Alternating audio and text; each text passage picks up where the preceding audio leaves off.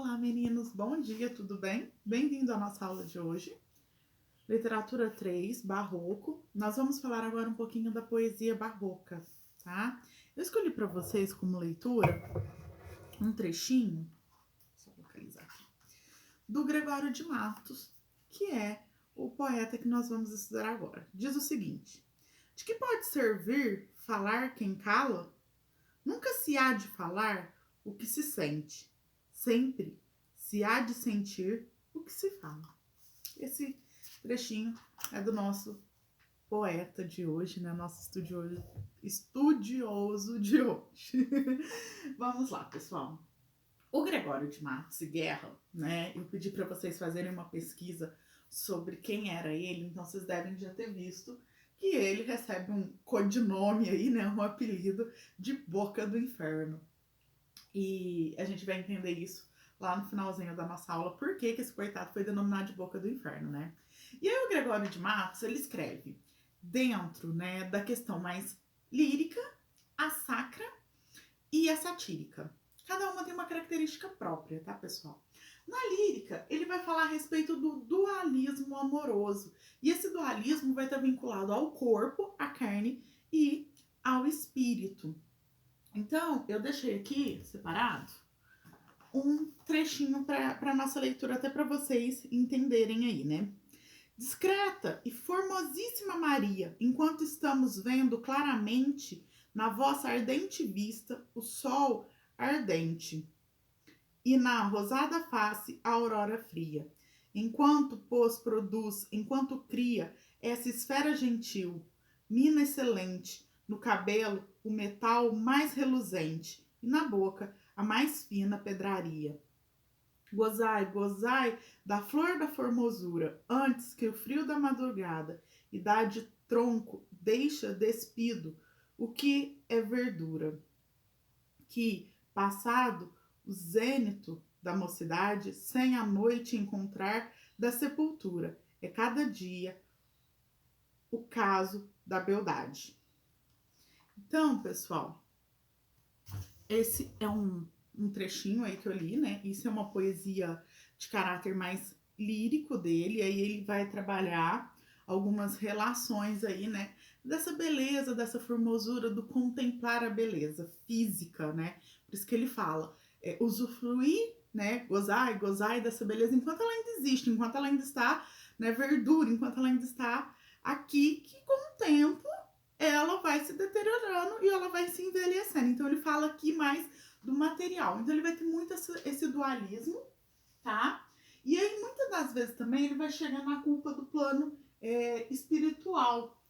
Porque quando se virar mais para a questão carnal, ele sentirá, né, dentro dessa dualidade do corpo e do espírito, esse arrependimento espiritual. E aí até voga algumas questões meio assim, certo modo, conceitos religiosos, vamos dizer assim. Então, aí estaria a questão da lírica do Gregório de Matos. Na sacra, né, o que vai acontecer? Ele vai voltar para os princípios europeus. Por quê? Por que o Gregório de Matos é considerado Boca do Inferno? Ele escreve no momento barroco, mas ele não traz características propriamente do barroco europeu. E a gente vai ver isso aqui, ó, na satírica. Tá? E aí vocês vão entender isso um pouquinho mais pra frente. Então ele volta aos princípios europeus e aí ele vai utilizar de uma linguagem culta e carregadíssima de figuras de linguagem. Então, quando ele estiver dentro da poesia sacra, isso será muito utilizado. E aí, quais são os temas predominantes dentro da poesia sacra dele?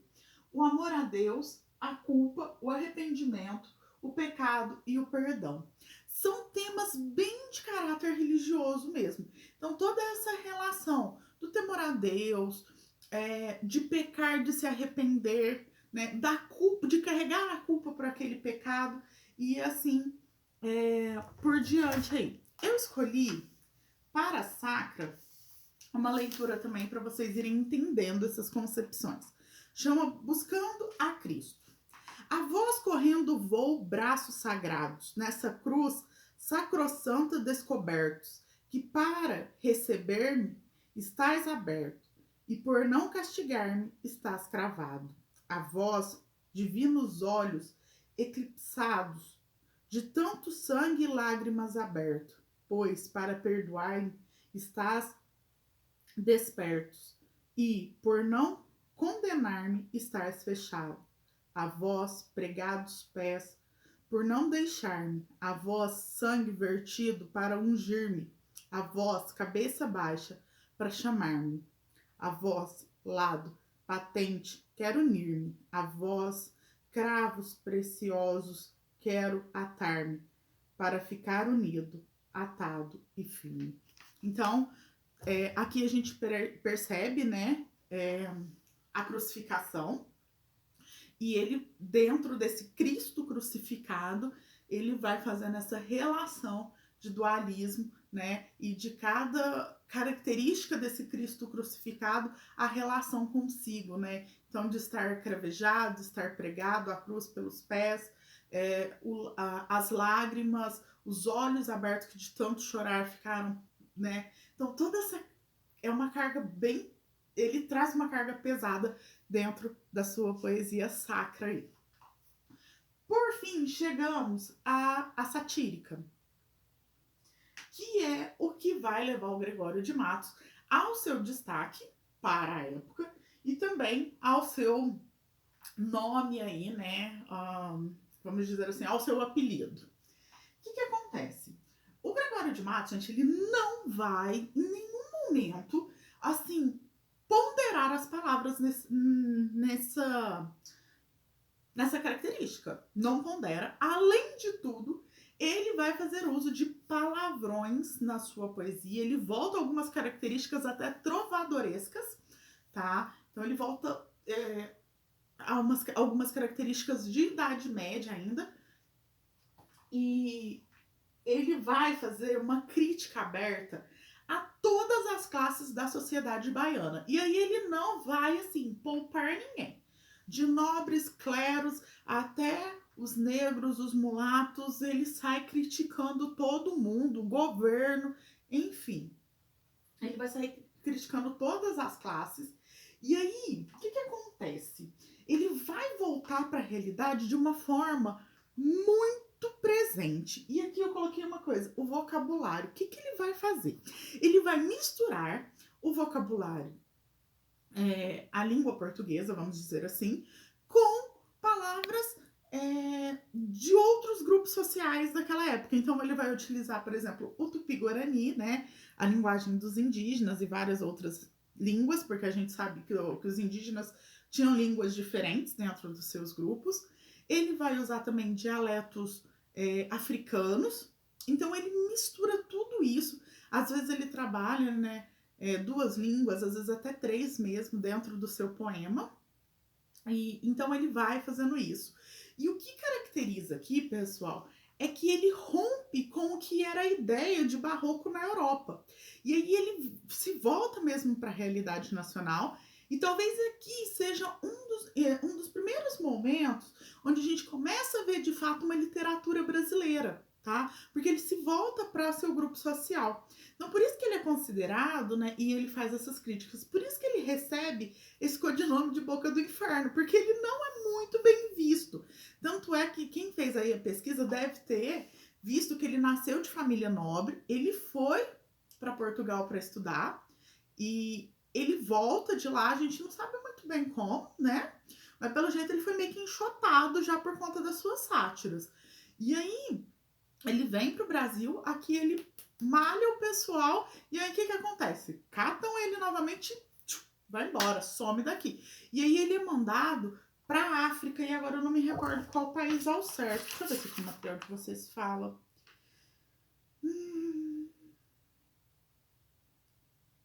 Pessoal,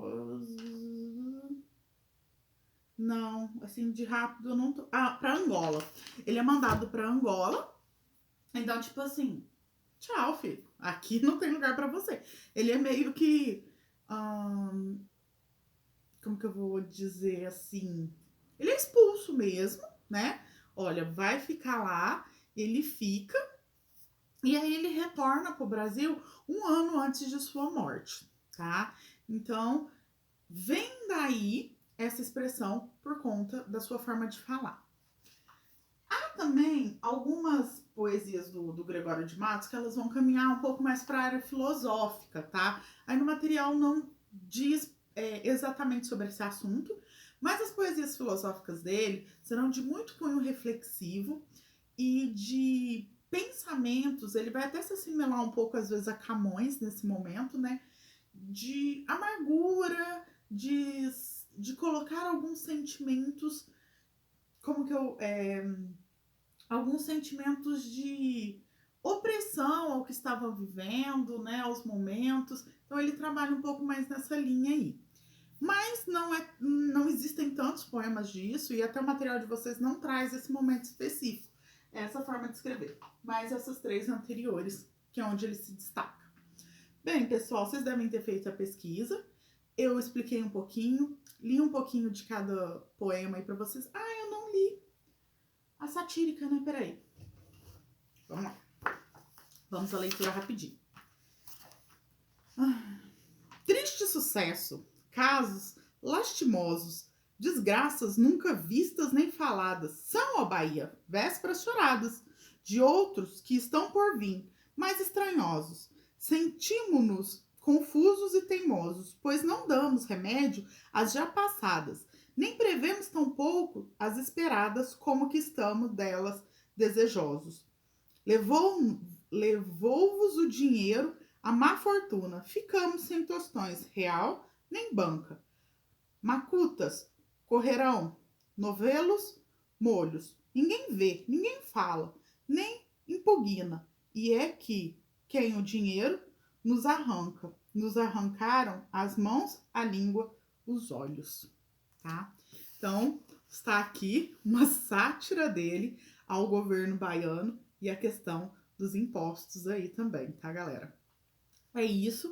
O material de vocês traz várias informações. Eu deixei ele na íntegra lá para vocês fazerem a leitura também. Bem, pessoal, por hoje é isso. Fiquem bem, até a nossa próxima aula. Tchauzinho.